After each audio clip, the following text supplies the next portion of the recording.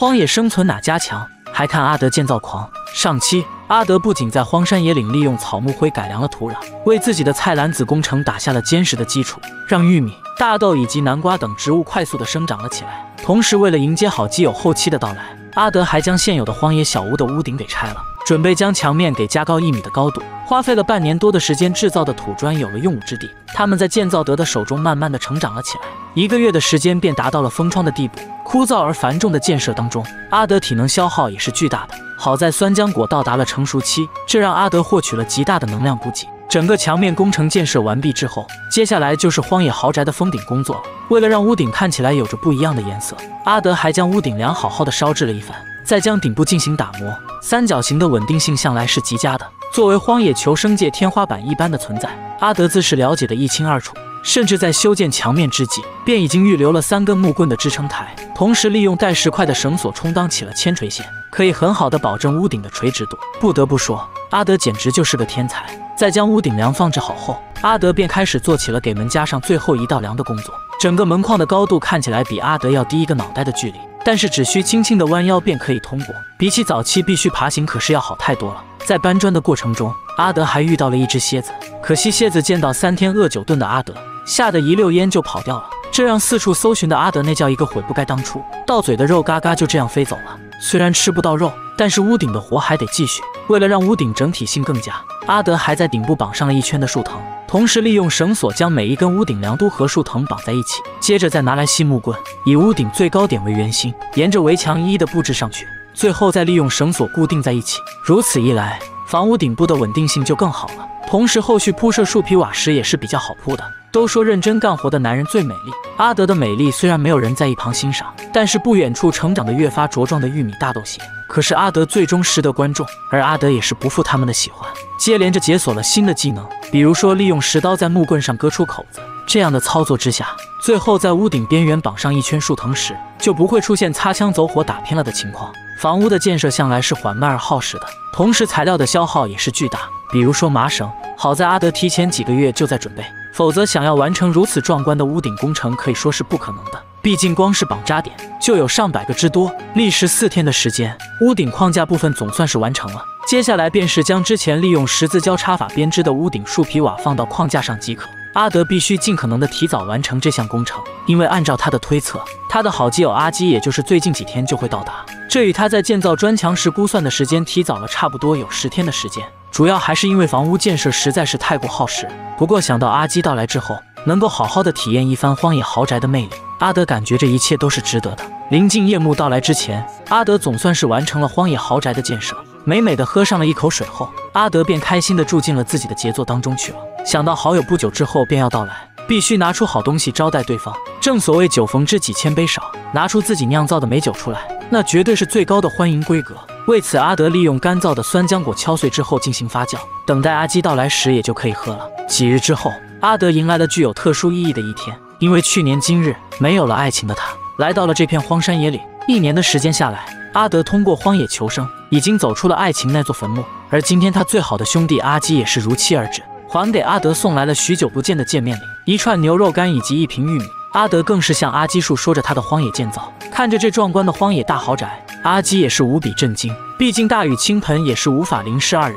阿基带来的牛肉干让阿德吃起来那叫一个过瘾，因为距离上一次吃牛肉干时，那还是阿德刚刚来到这片天地浑身携带的几片牛肉干，几乎可以说是1年之久了。次日一大早，阿德便来到了山林中搜寻，令他惊喜的是竟然发现了一大堆的山羊便便，但这可不是拿来招待阿基的，而是磨碎之后有大用。毕竟是金子在哪儿都能发光的，是便便在哪儿都能种菜，这些便便可是用来改良土壤肥效的极佳材料，与草木灰混合一起的话，那肥效还得再上1层楼。看看阿德身后那些植株越来越好的长势就知道了。而且阿德还又制作了一个渗透罐，将其埋在这块土地之中，接着拿出剩下的南瓜大豆种子，直接种入到土壤之中。对于有洁癖的阿基来说，玩便便可不是他的拿手活，在豪宅内尝试着利用粘土制作陶器才是他最想完成的。捏完便便的阿德则是采摘了最新鲜的酸浆果，准备给阿基制作一杯原始风味的果茶。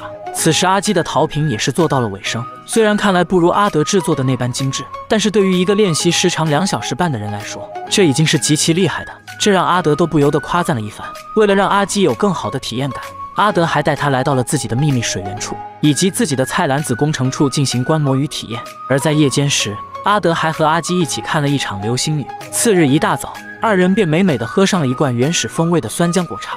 空旷的房间内，喝个早茶那叫一个舒服。喝完早茶之后，二人来到了窑坑处。阿基制作的陶器土坯蟹已经干透了。今天阿德将带他体验陶器是如何烧制的。新鲜的事物总是令人向往而期待。想到自己从头到尾巴的烧制陶器，阿基就无比的激动。毕竟这样的生活那是很难得的。在阿德几口堪比沼气的口气加持下，大火很快的便燃烧了起来。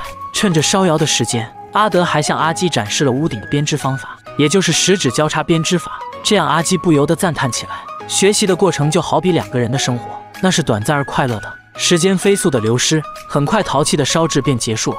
看样子整体的烧制还很不错，没有发现有破损的存在。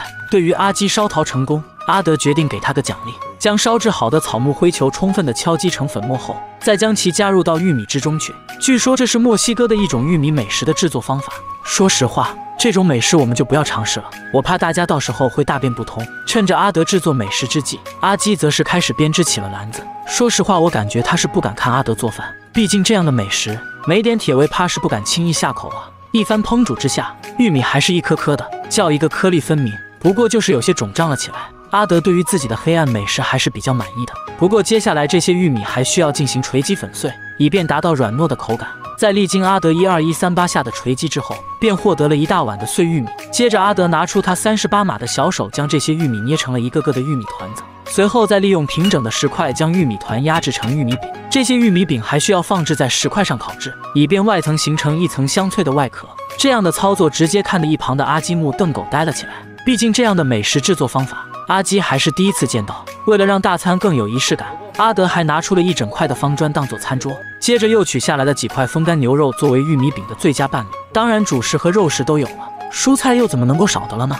这次的蔬菜说出来可是极其的了不得，这可是阿德利用奥利给豆荚培育出来的奥利给豆芽菜。将豆芽菜和牛肉干包裹在玉米饼之中后，阿基和阿德便开始大快朵颐起来。看样子这味道应该还是不错的，毕竟二人吃的那叫一个有说有笑，好不快乐。开心的阿基甚至就连碗中的残渣都没有放过一丝一毫，可见这美食的力量那真是无敌的。回想到之前吃上烤鱼的滋味，阿德决定带领阿基去体验一下捕鱼的乐趣，运气好的话还能享受到鱼肉大餐。二人先在河边吃了几块仙人掌蛋蛋嘴之后，便对着生长时长2年半的小树出手了。毕竟捕鱼的话，首选还是钓鱼。钓鱼那自然必不可少的就是鱼竿了，因为鱼线和鱼钩这些东西他们早就是准备好了。而鱼饵的话，不出意外的是没出意外，又是这些找妈妈的小蝌蚪。对于男人来说，捕鱼、修牛蹄、荒野建房可以说是3大最爱。没有牛蹄可修的情况下，捕鱼自然是最佳的选项。不过似乎二人在钓鱼一道之上都没有天赋，钓了半天钓了个寂寞。相较于钓鱼来说，阿基在插鱼一道上还是有一些经验的。先是制作了一根鱼叉之后，接着便拿起了鱼叉在河中一阵搜寻。最重要的是他还发现了一条长毛鱼，看起来个头还不小的样子。而且阿基在插鱼一道之上似乎还真是有天赋，几插下去后竟然真的插中了这条大家伙。有一说一，阿基在插鱼一道上那真是屁股上挂水壶，有一定水平的。不过相较于阿基的捕鱼技术来说，阿德可就要差上不少了。接连着好几次的出手都只收获到了满鱼叉的水草，看得阿基那叫一个露出了乌梅子酱一般的微笑，无语啊。最终二人只得好好的洗了一个凉水澡，也算是完美的收局吧。回到荒野豪宅后，阿德直接做起了大餐，一大锅的奥利给豆芽炖鱼肉，香气直接飘出了7里地，让二人吃的那叫一个意犹未尽。当然酿造好的酸浆果美酒发酵的时间也足够了，直接倒上2杯，那自然是极好的。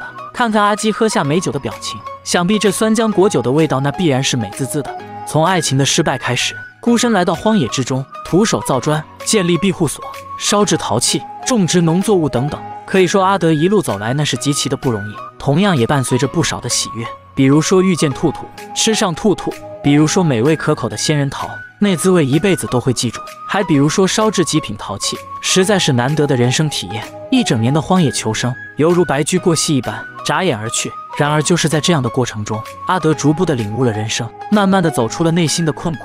再到如今的好友相聚，聊天说地，美食美酒，好不惬意。